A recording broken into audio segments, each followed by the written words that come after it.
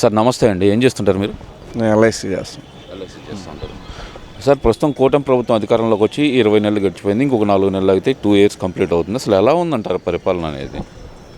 పరిపాలన అంత ముందుతో పోలిస్తే ఇప్పుడు చాలా బెటర్గా అనిపిస్తుంది. ఎందుకంటే అభివృద్ధి పనులు అనేవి రోడ్ల పరంగా కానీ, ప్రాజెక్టుల పరంగా కానీ, ఎంప్లాయ్మెంట్ పరంగా కానీ, ఇప్పుడు డిఎస్సి నోటిఫికేషన్ వచ్చి ఉద్యోగాలు కల్పించారు. తర్వాత పోలవరాన్ని పరుగులు తీపిస్తున్నారు. తర్వాత ఇంకా అనేకమైన మొన్న క్వాంటమ్ వ్యాలీ అని ఒక ఇది ఓపెన్ చేశారు చంద్రబాబు గారు. దానివల్ల అనేక మందికి ఉపాధి అవకాశాలు చాలా కలుగుతాయి.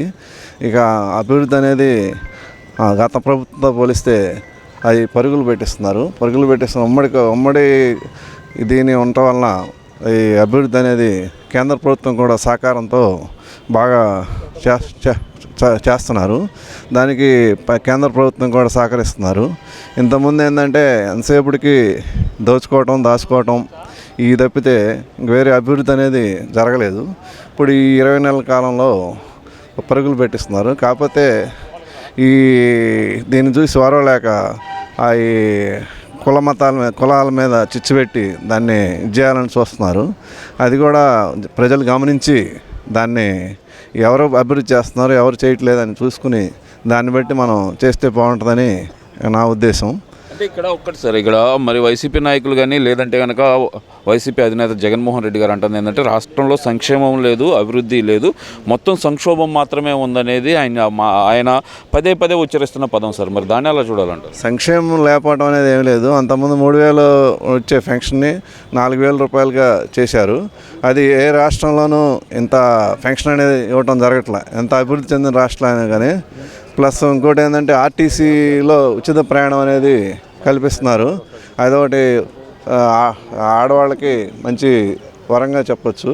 ప్లస్ ఇంకోటి ఏంటంటే ఉద్యోగ కల్పనలో కూడా ఇంకా అభివృద్ధి చేస్తున్నారు.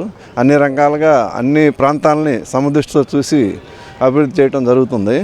ఈ అంతకుముందు రోడ్స్ కానీ డెవలప్మెంట్స్ కానీ ఏమీ లేవు. ఇప్పుడు ఈ పరిపాలన ఈ 20 నెలల కాలంలో ఎక్కడ గుంటలు లేని రోడ్లు, డ్రైనేజీలు, లైటింగ్ కానీ, విద్యుత్ మామూలుగా ఎలాంటి సమస్యలు లేకుండా చేస్తున్నారు. ఒక్కటి సార్, యాక్చువల్గా ఈ రోడ్ల వల్ల ఉపయోగం ఉంది, పేద ప్రజలకు డబ్బులు వేయటం వల్ల ఉపయోగమే కానీ అని చెప్పేది వైసీపీ నాయకుల వాదన. గతంలో కూడా అదే చెప్పారు వాళ్ళు. మరి ఇప్పుడు చూస్తే కనుక ఈ సంక్షేమ పథకాల రూపంలో కూడా అందట్లేదు. గతంలో మేము ఇచ్చిన పథకాలని రద్దు చేశారు చంద్రబాబు నాయుడు గారు. ఇప్పుడు ఏదైతే కనుక సూపర్ 6 అంటూ హామీలు ఇచ్చారో ఆ హామీలన్నింటినీ బుట్టదాఖలు చేసి వీళ్ళు అరాచక పాలన చేస్తున్నారు అనేది వాళ్ళ ప్రధాన ఎజెండాగా జనాల్లోకి తీసుకెళ్తున్నారు. మరి దాన్ని ఎలా చూడాలంటారు? హామీలు అనేవి చిన్నగా నెరవేరుస్తూ ఉన్నారు. అన్ని హామీలు ఇప్పుడు ఆయన అనుకున్నట్టు అంతకుముందు అన్నా క్యాంటీన్ అనేవి మూతపడినాయి. ఇప్పుడు 5 రూపాయలకి పేదలకి అన్నం 3 పూట్ల టిఫిన్ కానీ భోజనాలు కానీ 5 రూపాయలకే మొత్తం 15 రూపాయలతో ఒక మనిషి బతికేయచ్చు. అంతకుముందు ఉన్న దాన్ని కూడా మూత వేశారు వీళ్ళు. ప్లస్ ఇంకోటి ఏంటంటే నిదానంగా చేస్తున్నారు. ఎందుకంటే బడ్జెట్ లోటుగా ఉంది. దాన్ని మనం అది కూడా గమనించుకోవాలి. ప్రజలు దాన్ని చిన్నగా చేస్తున్నారు. ఇందాక మీరు అన్నారు సార్ క్వాంటమ్ వ్యాలీ అని చెప్పి ఇవన్నీ తీసుకొచ్చారు, దానివల్ల ఉపయోగం ఏముంటుంది?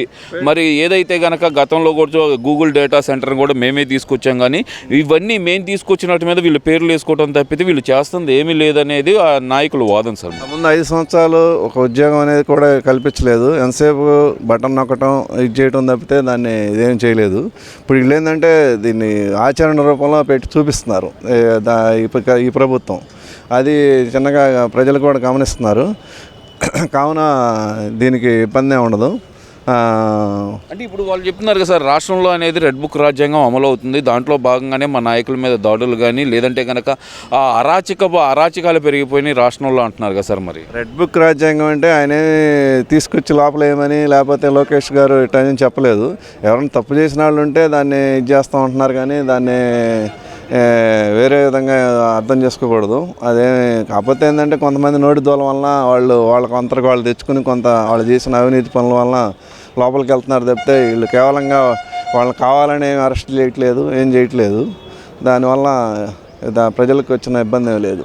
రాష్ట్రంలో జంగిల్ రాజ్ పరిపాలన తట్టుకోలేక ప్రజలందరూ ఎక్కడికక్కడ తండోపతండాలుగా జగన్మోహన్ రెడ్డి గారు వెనకమాల వస్తున్నారు. దానికి నిదర్శనం ఈ మధ్యకాలంలో జరిగిన రెండు ఏదైతే పరామర్శల్లో కానొచ్చిన రిజల్ట్ అనే మాట అయితే అంటున్నారు కదా సార్. మరి అది కూడా అంత కరెక్ట్ ఏం కాదు. ఎందుకంటే దానికి ఇప్పుడు వాళ్ళు మాట్లాడిన మాటలకి వీళ్ళు దాన్ని ఇది చేశారు, కానీ వీళ్ళందరికీ వీళ్ళేమీ తీసుకొచ్చి అరెస్ట్ చేయలేదు. ఒక ముఖ్యమంత్రిని పట్టుకొని ఆ లకారాలు మాటలు వాడకూడదు కదా. ఎందుకంటే వాళ్ళు ఆ భాష మార్చుకోలేకపోవడానికి గల ప్రధాన కారణం ఏమనుకోవచ్చు అంటారు? ఇప్పటికీ పేరు నాని గారు కానీ వీళ్ళందరూ అదే భాష మొదలు పెడుతున్నారు కదా. మరి మాట్లాడటం అంటే అది వెనక నుంచి నడిపిస్తున్నారు. అది అది వాళ్ళ నాయకులు అలా చెప్తున్నారు, ఆ డైరెక్షన్లో వీళ్ళు నడుస్తున్నారు. అంతేగాని దాన్ని మనం అది కాకపోతే వీళ్ళు అర్థం చేసుకోవాలి మాట్లాడేవాళ్ళు నాయకులు. ఎందుకంటే వెనకాల నడిపించేవాళ్ళు బాగానే ఉన్నారు, అది వాళ్ళు వస్తున్నారు పోతున్నారు వెళ్ళిపోతున్నారు. ఇప్పుడు గంట ప్రయాణానికి 6 గంటలు ప్రయాణం చేసి ఏది దాన్ని అంత జన సందోహం వల్ల రాలేకపోయారు అనేది వాళ్ళ వాదన. అది కూడా నాకు తెలిసి అది వాస్తవం. ఎందుకంటే జన సమీకరణ చేసుకుని కానీ వస్తున్నారు వాళ్ళ నాయకులు, చేసుకుని వస్తున్నారు. ఎందుకంటే అది తాడేపల్లి నుంచి కానీ లేకపోతే విజయవాడ నుంచి ఇక్కడ రావడానికి అంతసేపు అనేది పట్టదు. అది మేబీ మొత్తం వస్తే గంటల లోపు వచ్చేయచ్చు. ఇప్పుడు వీళ్ళు అంతకుముందు చంద్రబాబు నాయుడు గారిని అరెస్ట్ చేసినప్పుడు వాళ్ళ భార్య గారు చేశారు కానీ ఇంత ప్రదర్శనలు ఇవన్నీ ఏమీ జరగలేదు. దానివల్ల అది కేవలంగా బల ప్రదర్శన కోసం వాళ్ళకి అన్ని రకాలుగా ప్రలోభాలకు గురి చేసి వాళ్ళని తీసుకొస్తున్నారు జనాన్ని.